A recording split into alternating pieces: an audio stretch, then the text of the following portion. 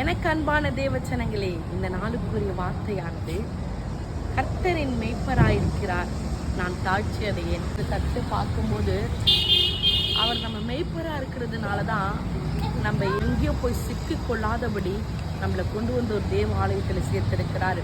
எனக்கு அன்பான தேவச்சனங்களே, ஒரு மெய்ப்பன் ஆடுகளை தம் பார்வையிலேயே வைத்து கொள்ளும்போது அந்த ஆடு போய் ஒரு குழிக்குள்ளேயோ இல்லை ஒரு முள்ளுக்குள்ளேயும் போய் சிக்கி கொள்ளாதபடி மாட்டிக்கொள்ளாதபடி அந்த மெய்ப்பர் அந்த ஆடுகளை பாதுகாத்து கொண்டே இருப்பார்.